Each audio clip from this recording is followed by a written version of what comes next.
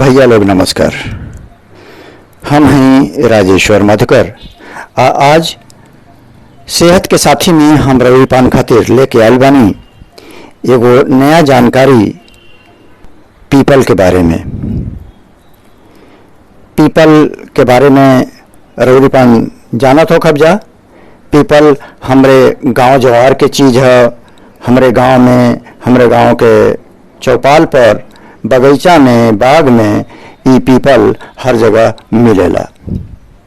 एकरी बारे में तरोरीपन से बतौले के कोनो जरूरत नहीं है।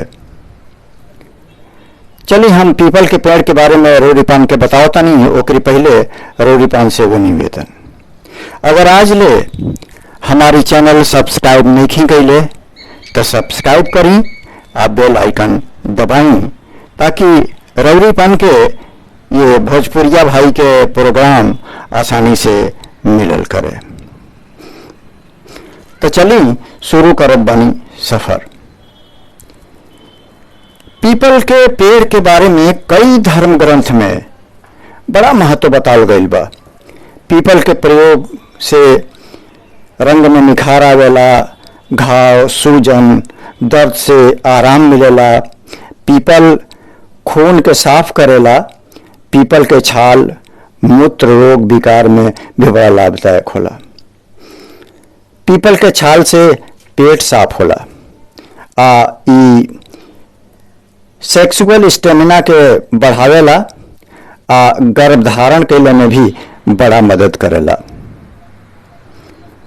ई पीपल के प्रयोग से सुजाक, कफ दोष, डायबिटीज, ल्यूकोरिया और सांस के रोग में बहुत फायदा होला।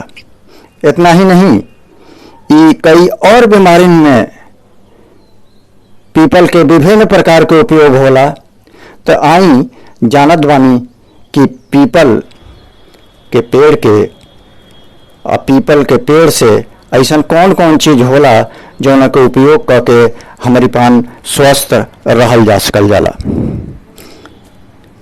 सबसे पहली बात यह है कि पीपल विषैला कार्बन डाइऑक्साइड के सोखेला और प्राणवायु मतलब ऑक्सीजन के छोड़ेला। पीपल के पेड़ के छाया बहुत ठंडा होला। पीपल के पेड़ लगभग 10-20 मीटर ऊंचा होला। अनेक शाखा वाला, विशाल और कई वर्ष जीवित रहे वाला होला। रूपन देख लो कब्जा कि पुरनका पेड़ के छाल फटल फटल सफ़ेद और सांवला रंग के हो जाला।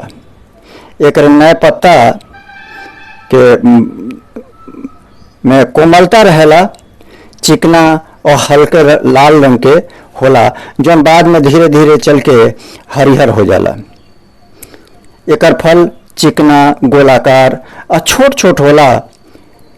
कच्चा जब ही रहेला तो हरिहर लगेला और जब पाक जाला तो ये बैगनी हो जाला।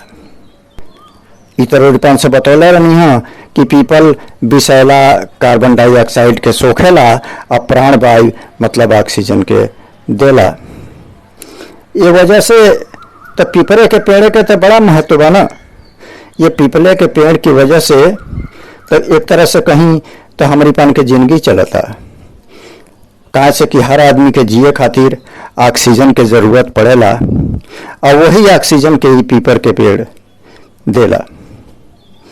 पीपर के पेड़ के जड़ जमीनी के अंदर और उपजड़ से युक्त होली अब बहुत दूर ले फैलेला।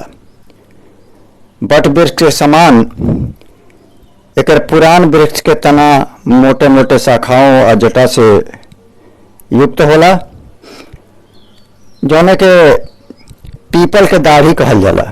ई जटा बहुत मोटी और बहुत लमहर नहीं होला। एक तना शाखा के जोड़ले छिलने से, कोमल पतई के तोड़ले से एगो चिपचिपा पदार्थ निकलेला जौने के दूध कहल जाला। हम फिर आए कोनो नया कार्यक्रम के साथ ऐसने जानकारी लेके और रोरीपान के अपने ये भोजपुरी में बताई ओकरे बारे में। अब आज्ञा दें। अपने दोस्त राजेश्वर मधुकर के। नमस्कार।